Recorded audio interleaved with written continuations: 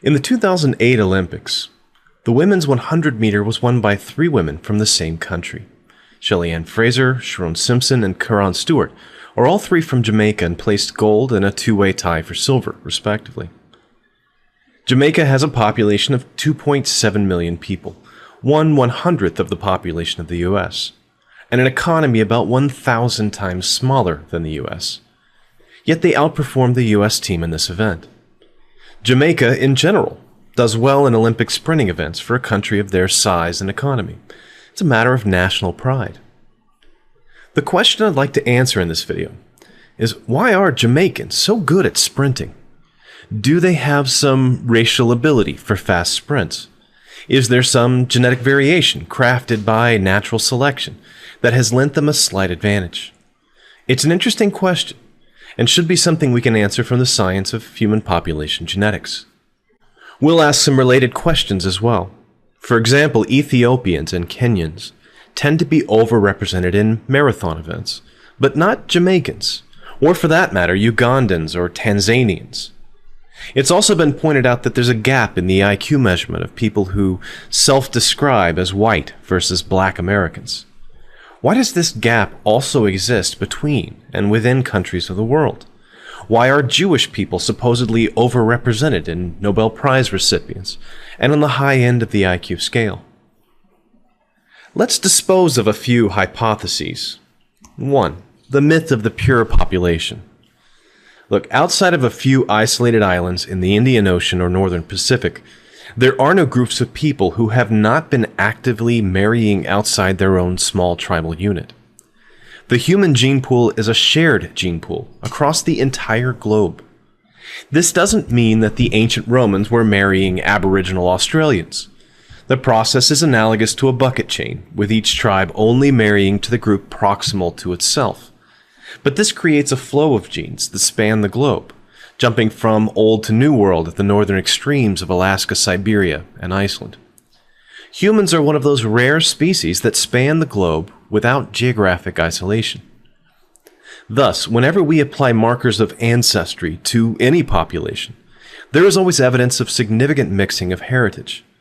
Each person, regardless of self-identified ethnicity, is a mix of multiple continental races. There are, therefore, no pure races anywhere.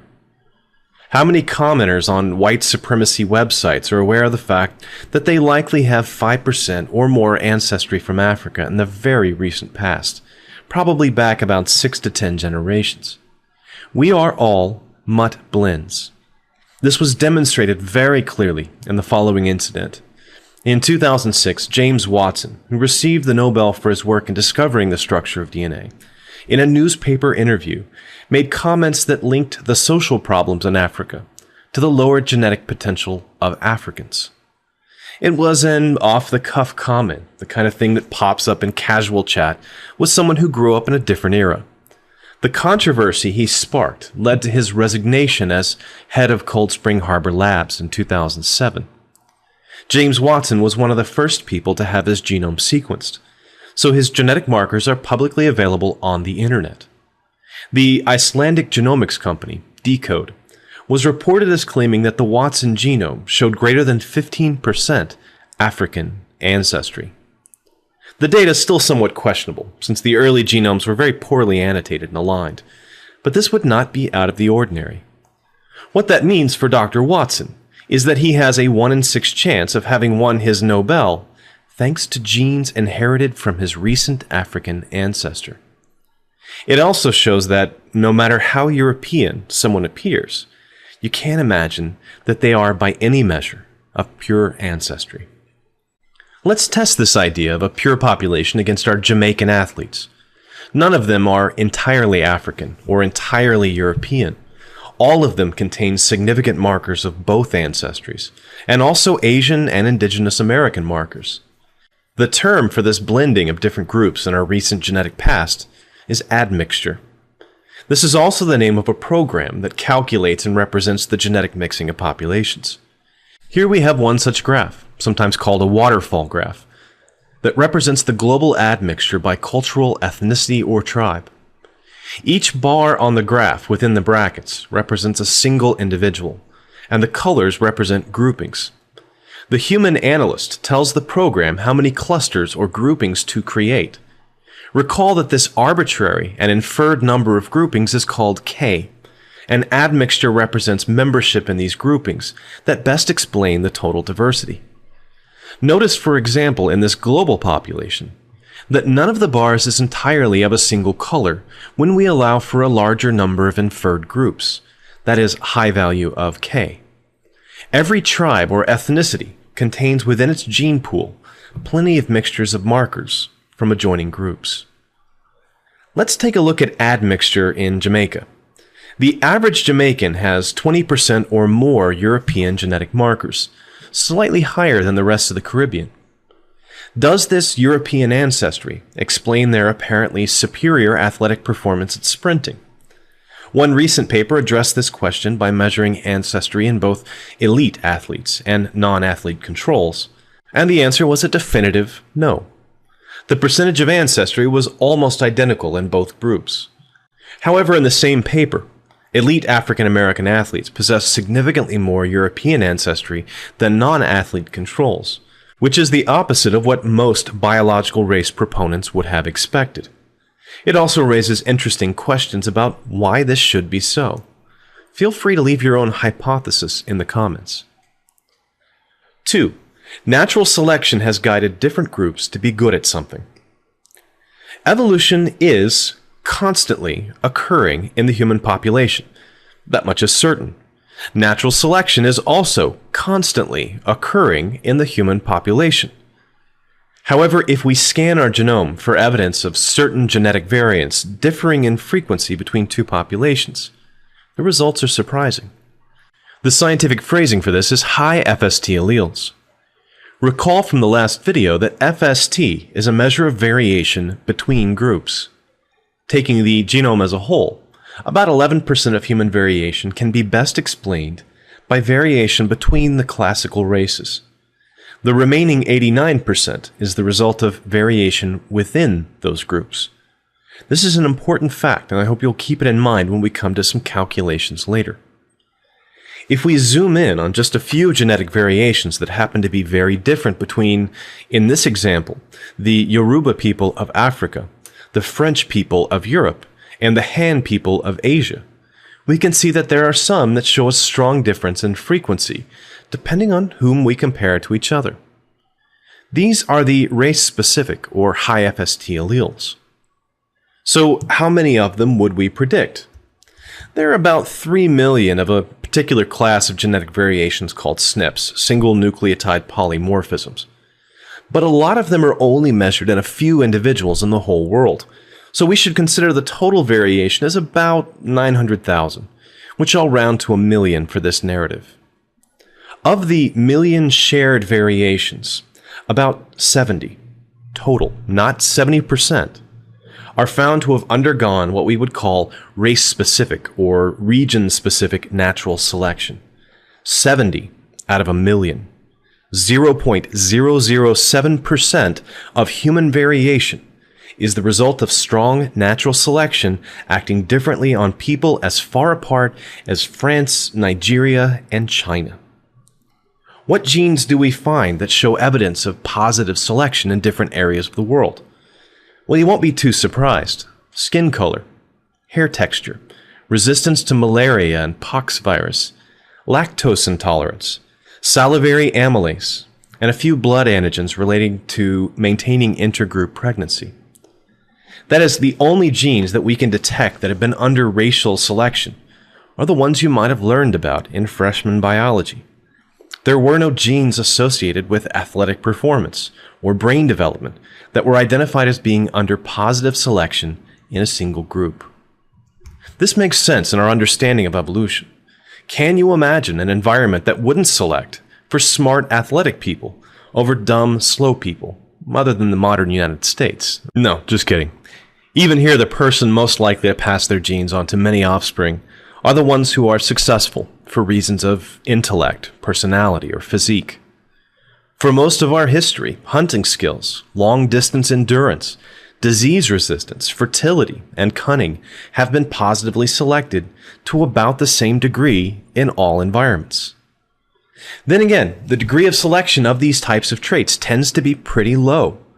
Even dumb people are quite capable of locating a mate, producing an offspring, and surviving long enough to raise those children to independence. Thus, the degree of selection is expected to be quite low. Scientists measure the presence of positive selection by what are called selective sweeps. This means that random junk DNA just around a gene that is being selected for tends to be highly conserved across the entire group, where it would normally just randomly mutate in the background if it weren't right next to a gene variation that is being preserved by selection. When we measure those genes that show selective sweeps, then back calculate the degree of selection needed to explain the conserved variation, it comes out to less than 1% fitness increase. That is, in those genes, which are acted on by natural selection differently between different population groups, the effect is really, really weak, less than 1 in 100 difference in relative survival. So what this allows us to do is to toss out strong selection on human populations, on anything other than disease resistance and skin pigmentation. There could still be even weaker selection than 1 in 100 difference, but it would be hard to distinguish from background variation. What many proponents of biological race differences are really saying is that running from lions in Africa produces superior runners but inferior brains, where the European or Asian was less reliant on physical prowess and more likely to need social or intellectual skills at the expense of brawn. This is a ridiculous, unscientific idea, and smacks of Lamarckism, the idea that the struggles and desires of the parents produce advantageous changes in the children. The genomics data suggest very little adaptive change in human populations, and very little positive selection for desirable traits that differs between groups. So if strong positive natural selection accounts for about 1% of differences between groups, and the total variation between continental groups is about 11%, why are those two numbers so different? The remaining variation is the result of founder effects, genetic drift, as well as what is called background selection. That is, when ancient humans left Africa to colonize Asia, Europe, Australia, and the Americas, they represented only a small group of individuals, sampled from a much larger, more diverse population. In most cases, what happened is a natural bottleneck in the population. Gene variations that had been present in the African population never made it to Asia or Australia. Thus, if we were to generate a proper family tree of humanity, and if it was to represent all of human diversity, it would have to be rooted in Africa. Out of every 10 branches, a good 7 or 8 would still reside in Africa. Europeans, Asians, Australians, and the first Americans might all be twigs off a single branch. We might call the branches, for example, Pygmy, San, Yoruba, Bantu, and then all the non-Africans would be lumped into Amero-Eurasian, with Australian Aborigines possibly being their own branch. There is one other contribution that is still the subject of active research, and that is ancient hominid admixture. You may be familiar with the fact that Neanderthal markers are suspected to be present in all living humans, though far more in non-African groups. While this has not been definitively established, and may be the subject of a future video, we have reason to believe that there was some intermixing between anatomically modern humans and the Neanderthals, possibly other ancient hominids. We can set an upper bound to this contribution at about 3% of markers. There are some pretty silly ideas that Europeans somehow contain genes from Neanderthals that Africans do not possess. This is simply not the case. At most, there are some variations in certain groups of modern humans that are best explained by admixture with these ancient hominids. These same variations are also found in Africans, but at a much lower statistical frequency. If you're relying on Google or the popular press for the facts on this topic, you most likely have them completely wrong. Let's return to the topic of why Jamaicans do so well at Olympic sprinting events. How much of that is cultural and how much is heritable? We already have the numbers we need to make an approximate calculation. We established early on that about 11% of genetic diversity is best explained by differences between continental groups, the FST measurement. To what degree is athleticism heritable? If we propose a very large number, like 50% for example, then the racial sprinting ability of a Jamaican can at most be 1/2 of the FST value of 11%, or about 5 to 6%. If the heritability is more like 20%, a more realistic number, then we're talking about 2% of someone's talent being the result of their membership in a particular continental group. At the level of Olympic performance, where the difference between a silver and gold medal is measured in microseconds, this slight genetic advantage could translate to something actually measurable. A large country, though, should still have an advantage, as there are no performance genes denied to any population anywhere. We see this in the sudden dominance of Chinese athletes in all categories of Olympic sport. At best, we could say that there are 2 to 6% more people per capita in Jamaica versus Ecuador, with exceptional genetics for sprinting. But this small difference certainly doesn't account for the large imbalance in Olympic medals. Instead, we have to look to the interplay of culture, environment, and the genetic landscape. I started with 50% as an example, because that is one proposed measure of heritability in IQ. In identical twins, there can be a pretty strong correlation between IQ values. We can't distinguish, though, what effect sharing the womb has on both developing brains in maintaining this correlation, and how much is strictly the result of shared genetic variation. 50% heritability is a pretty high degree of genetic correlation, but it's important to note that 50% is how much your parents' genes determine your phenotype. The unit that this gene travels in is a direct family line. Let's take the best case scenario. If Albert Einstein and Marilyn Monroe were among your grandparents, you would have only a 1 in 4 chance of getting Einstein's genes for intellect or Marilyn Monroe's genes for looks, if such genes existed. Then you would have only a 50% chance of those genes putting you on the same intellectual or physical potential level as either one. So your chances of either being exceptionally smart or attractive are only 1 in 8 if the degree of heritability were 50% for both traits. I would not expect Einstein's grandson to be exceptionally smart, even if such ability were inherited according to the Mendelian rules of genetics. The statistical models suggest that everyone alive today is, at most, 50th cousins. That is, if we go back only 50 generations, everyone alive has an ancestor in common. That's about our hereditary relatedness, not our genetic relatedness. Our genetic ancestry is diluted very rapidly. It's therefore unlikely that anything more than 3rd or 4th cousins are likely to be genetically very similar. If we take the idea of a few hundred races, they are constructed of groups of people with some arbitrary degree of relatedness that is higher than that of more distant people. What we really are talking about with race are very, very extended families that blend together at the edges. You may notice similar characteristics in your own extended family, a certain type of nose or eyebrows, or in my own case, abnormally large craniums run in my family, at least on my father's side. If we want to view race as the intermediate between proximal family relationships and our relatedness by common ancestry, then we need to understand why one extended family would have different attributes from another. We've discarded the idea of natural selection and instead acknowledged that founder effect, drift, and negative selection dominate those small differences that exist between groups. 3. Statistical differences are inherently meaningful. I think it's important that we discard the idea that a statistical inequality has any special meaning. If I divide any group of people into any arbitrary groups, there will always be one group with more of some exceptional or unusual trait. The error is assuming that this difference is somehow the result of the nature of the grouping. For example, if I take the US population and divide them into left and right-handed, one of those two groups will have a higher income or more criminality.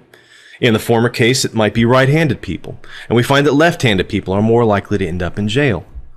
We can create from that an entire mythos or narrative of how handedness creates biological tendencies towards social success or failure. But the statistical difference is a false lead. It lacks biological plausibility. I might even find a correlation, like the relationship between African Americans and heart disease. Is it then a fair assumption that this correlation between two factors is causative? To do so is to confuse correlation and causation. It could be that African Americans are more likely to eat a high-risk diet, or to receive poor medical care, or the amount of stress they experience in daily life. These are all confounding factors we cannot discard. The issue of race is so bound up in culture, geography, and environment.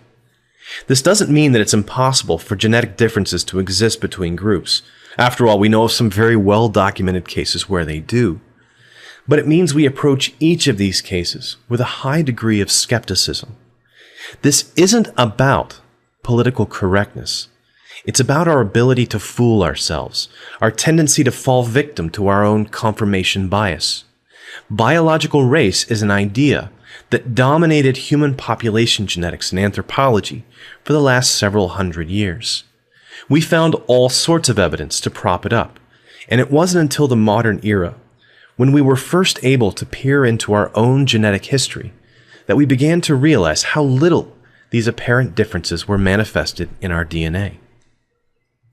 On to myth 4, the benefit of racialized medicine. A landmark medicine called Bidil was released in 2004, specifically marketed to be used in African Americans to reduce the risk of congestive heart failure. It was deemed to act on a genetic variant that affected nitrous oxide signaling in the blood vessels. African Americans, as a self-identified group, are more than twice as likely to develop CHF, and they are also 20% more likely than European Americans to possess a high-risk marker. The numbers are 35% of African Americans and 15% of European Americans possessing the marker. 20% seems like a pretty small difference to me, on which to base a racialized marketing program for a drug that could still benefit 15% of European patients as well. It also begs the question, if we know the variant responsible for the improved performance of the drug, and if that test exists, why are we guessing using a self-identified race? To say that this drug performs best in black people is to miss the real point. It performs best in people with a particular genetic variation. Race is just a very poor approximation of this probability.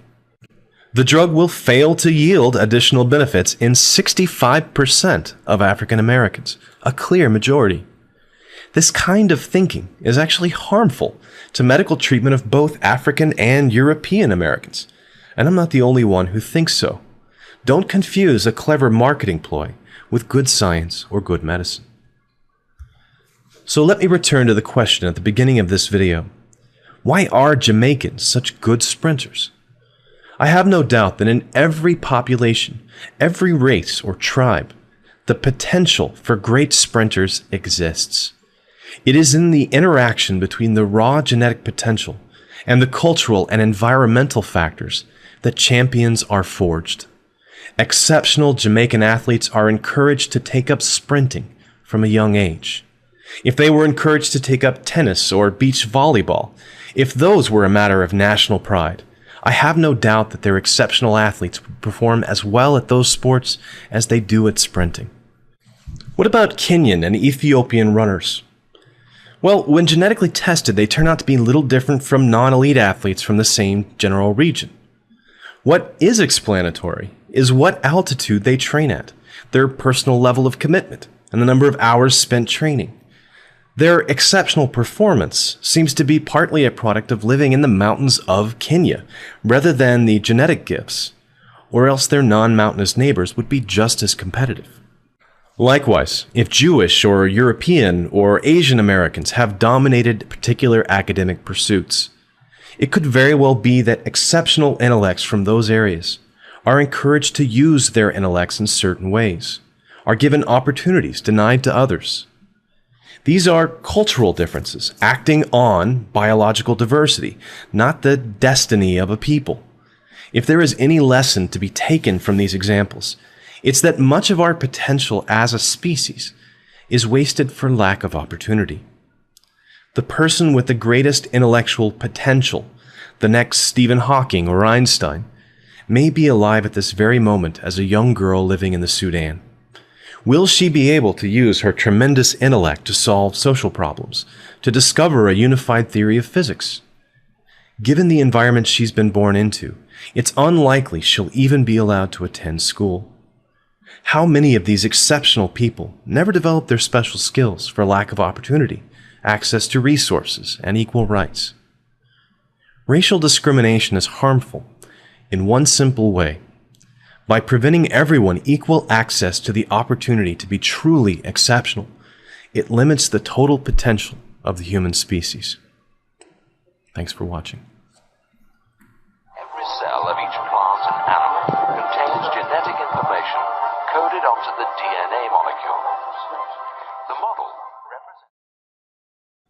In the 2008 Olympics, the women's 100-meter was won by 3 women from the same country. Shelly-Ann Fraser, Sharon Simpson, and Karan Stewart are all 3 from Jamaica and placed gold and a 2-way tie for silver, respectively. Jamaica has a population of 2.7 million people, 1/100th of the population of the U.S., and an economy about 1,000 times smaller than the U.S. Yet they outperformed the U.S. team in this event. Jamaica, the process is analogous to a bucket chain, with each tribe only marrying to the group proximal to itself. But this creates a flow of genes that span the globe, jumping from Old to New World at the northern extremes of Alaska, Siberia, and Iceland. Humans are one of those rare species that span the globe without geographic isolation. Thus, whenever we apply markers of ancestry to any population, there is always evidence of significant mixing of heritage. Each person, regardless in general, does well in Olympic sprinting events for a country of their size and economy. It's a matter of national pride. The question I'd like to answer in this video is, why are Jamaicans so good at sprinting? Do they have some racial ability for fast sprints? Is there some genetic variation crafted by natural selection that has lent them a slight advantage? It's an interesting question, and should be something we can answer from the science of human population genetics. We'll ask some related questions as well. For example, Ethiopians and Kenyans tend to be overrepresented in marathon events, but not Jamaicans, or for that matter, Ugandans or Tanzanians.